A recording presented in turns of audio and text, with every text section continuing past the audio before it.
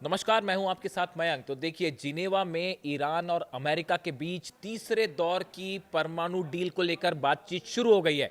लेकिन इसी बीच ये बातचीत शुरू होती इसी बीच चीन ने बाजी पलट दी है।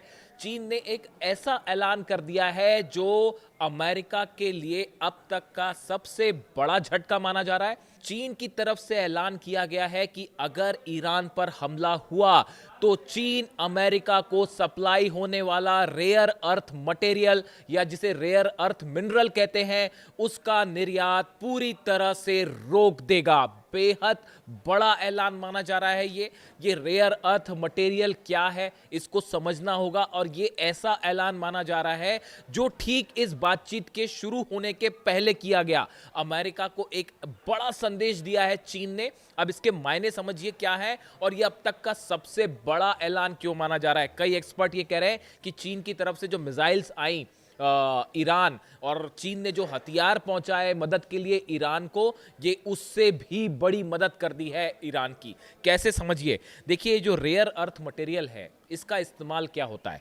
इसका इस्तेमाल जो लड़ाकू फाइटर जेट्स होते हैं, मिसाइल्स का सामान होता है, सैटेलाइट होते हैं, एडवांस सेमीकंडक्टर चिप्स होते हैं, इनको बनाने में किया जाता है। यानी दूसरे शब्दों में अमेरिका की पूरी डिफेंस इंडस्ट्री वो इस रेयर अर्थ मटेरियल पर आधारित है जो कि चीन से अमेरिका निर्यात किया जाता है। देखिए, एक आंकड़ों के मुताबिक जैसा कि है कि 70% मटेरियल जो अमेरिका इस्तेमाल करता है अपने फाइटर जेट्स में, मिसाइल्स में, अपने चिप्स बनाने में, युद्ध से संबंधित जो सामान होते हैं उनको बनाने में, उसका 70% हिस्सा चाइना से सप्लाई होता है।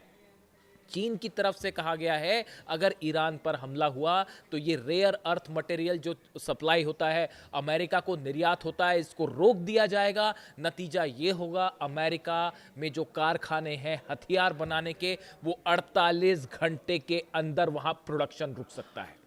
देखिए, बेहद बड़ा ऐलान ये माना जा रहा है।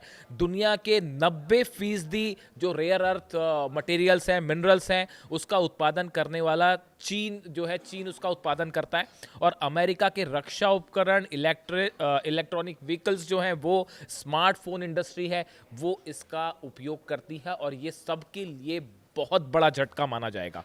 देखिए, जिस तरह से वेनेजुएला पर हमला हुआ उसका बड़ा नुकसान चीन को हुआ, और चीन का जो ऑयल वेनेजुएला से आयात कर रहा था वो सप्लाई रुक गई। उसके बाद अमेरिका ने ईरान और चीन के ऑयल का जो ट्रेड है इसको निशाने पर लिया, और ये अनाउंस कर दिया कि भाई अगर ईरान से कोई भी आप ट्रेड करते हैं तो आपके ऊपर 25% जो है वो एक्स्ट्रा टैरिफ लग जाएगा। ईरान के ऑयल्स पर बैन लग गए। जो ईरान के जहाज़ अलग अलग समंदर में इलाके में थे उन सब को कैप्चर किया जाने लगा, उन पर बैन लग गया।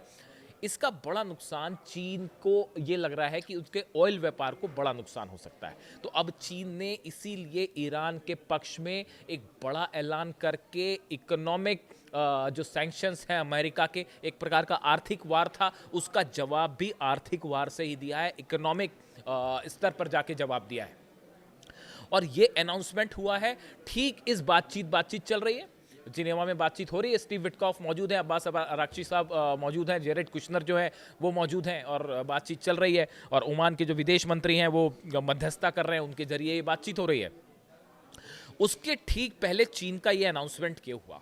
देखिए, बार बार इस तरह की खबरें आई। कल डोनाल्ड ट्रंप का बयान आया था, मैंने वीडियो बनाया, उन्होंने कहा कि चीन ईरान की मिसाइलें हम तक पहुंच जाएंगी। कई एक्सपर्ट्स ने ये कहा कि मानो एक जंग का एक बहाना तैयार कर रहे हैं डोनाल्ड ट्रंप, एक ग्राउंड तैयार कर रहे हैं, एक वजह बता रहे हैं। जिस तरह इराक पर हमला हुआ कि वेपन्स ऑफ मास डिस्ट्रक्शन है इराक के पास, ये कहकर वहाँ हमला हुआ, तो मानो ये कहा गया कि ईरान की जो है ICBM मिसाइल्स जो हैं वो जल्दी न्यूयॉर्क, वाशिंगटन तक पहुँच जाएंगी। इस तरह का बयान जो है डोनाल्ड ट्रंप ने कल वहाँ हाउस ऑफ रिप्रेजेंटेटिव के मेंबर्स थे और सीनेट के मेंबर्स बैठे थे, उनके सामने दिया। लोगों ने कहा कि ये एक हमले का नया बहाना खोज रहे हैं। जो हालात बन रहे हैं उसके बीच में ये बात तय है कि अगर ईरान और अमेरिका की जंग होती है तो इसका बड़ा असर चीन के ऑयल इंपोर्ट पर पड़ेगा और जो तेल चीन से ईरान से चीन जाता है वो रुक जाएगा, जिससे चाइना को बड़ा नुकसान हो सकता है। इसीलिए चीन ने एक बड़ा ऐलान कर दिया इसके पहले कि अमेरिका अपने पत्ते चले, डोनाल्ड ट्रंप अपने पत्ते चले और किसी तरह की बातचीत अगर फेल होती है या जंग की तरफ मामला जाता है उसके पहले ही चीन ने बाजी पलट दी और साफ ऐलान कर दिया कि देखिए अगर ईरान पर हमला किया तो रेयर अर्थ मटेरियल आप भूल जाइए। और देखिए डोनाल्ड ट्रंप की जो लोग समझ रहे हैं अमेरिका की जो इस समय नीतियां चल रही हैं, तो बताया एक्सपर्ट ये बताते हैं कि इस समय अमेरिका की top priority rare earth minerals है, रेयर अर्थ मटेरियल है और इसको लेके पूरी दुनिया में अलग अलग डील हो रही है अमेरिका की और डोनाल्ड ट्रंप की खास जो है वो इस पर फोकस है। ऐसे हालात में चीन का ये कहना कि अगर ईरान भी या तेहरान पर आपने हमला किया तो नतीजा आप भुगत लीजिए, फिर उसके बाद आपकी जो है हम डिफेंस इंडस्ट्री को पूरी तरह से पैरालाइज कर देंगे और वो बंद हो जाएगी 48 घंटे के अंदर। अब अमेरिका इसको कितनी गंभीरता से लेता है आप ये भी समझिए। मैंने एक आर्टिकल पढ़ रहा था उसमें सीनेट सशस्त्र सेवा समिति जो सीनेट है वहाँ की, उससे जुड़ी एक समिति है, एक कमेटी है। उस कमेटी के अध्यक्ष है रोजर विकर, जो अध्यक्ष हैं उनके रोजर विकर। इनकी तरफ से हाल ही में एक बयान आया था, उन्होंने ये कहा कि ये कोई बढ़ा चढ़ाकर कहना नहीं होगा कि महत्वपूर्ण खनिजों यानी रेयर अर्थ मिनरल्स की बात कर रहे हैं, पर चीन के संदर्भ में अमेरिका की निर्भरता हमारी सबसे बड़ी रणनीतिक कमजोरियों में से एक है। उन्होंने कहा कि हम इतना ज़्यादा डिपेंडेंट है चाइना पे इस रेयर अर्थ मटेरियल को लेकर और ये हमारी सबसे बड़ी कमजोरी है। ये कौन कह रहा है? ये अमेरिका के जो सीनेट आर्म्स कमेटी है उसके जो चेयरमैन है रोजर विकर, उनकी तरफ से ये बयान आ रहा है। उन्होंने ये भी कहा, उन्होंने चेतावनी दी कि ये जो रेयर अर्थ मटेरियल है इसके निर्यात में कटौती की धमकियों से अमेरिका का डिफेंस मैन्युफैक्चरिंग जो है वो घुटनों पर आ सकता है। उन्होंने कहा कि अगर चाइना ने रोक दिया इसको तो अमेरिका का जो डिफेंस मैन्युफैक्चरिंग इंडस्ट्री है वो घुटनों पर आ जाएगी। ये बयान है सीनेट के आर्म्स कमेटी के अध्यक्ष का। तो आप सोचिए कि अगर चाइना ने उसे रोक दिया तो इसे कहा जा रहा है कि ये जो ऑयल इंडस्ट्री रोकने की कोशिश थी ईरान के ऑयल की और चाइना के व्यापार को रोकने की कोशिश थी, उसके नहले पर दहला मार दिया है चीन ने।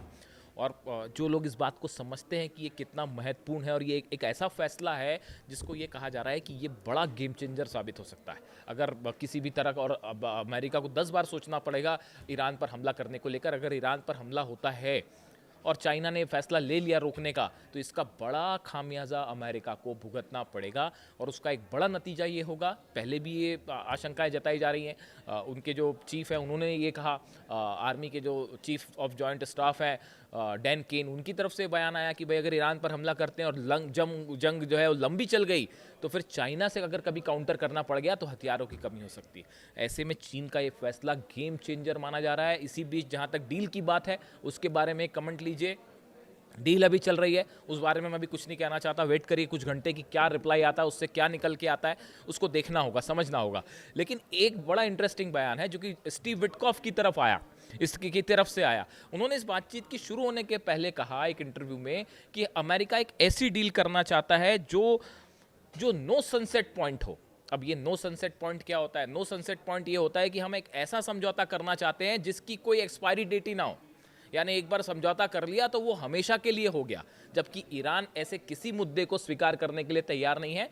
ईरान ने हमेशा साफ कहा है, जो ड्राफ्ट भी सामने आए हैं विदेश मंत्री अब्बास अरागची की तरफ से, उन्होंने साफ कहा है कि ये जो भी समझौता होगा, डील होगी, वो एक लिमिटेड टाइम फ्रेम के लिए होगी, उसमें कोई भी नो सनसेट पॉइंट जैसी चीज़ नहीं हो सकती। तो इसको लेकर भी एक्सपर्ट्स कह रहे हैं कि ये बातचीत शुरू होने के पहले ही ये क्लॉज का सामने आना एक बार फिर इस ओर इशारा कर रहा है कि ये डील जो है वो फेल होने की दिशा में शुरू होने के पहले ही आगे बढ़ गई है। इससे जुड़ा जो भी अपडेट होगा, इस डील से क्या निकल के आता है, जिनेवा से क्या खबर आती है, मैं आप तक पहुंचाऊंगा। कमेंट करके बताइए वीडियो कैसा लगा। Thank you so much.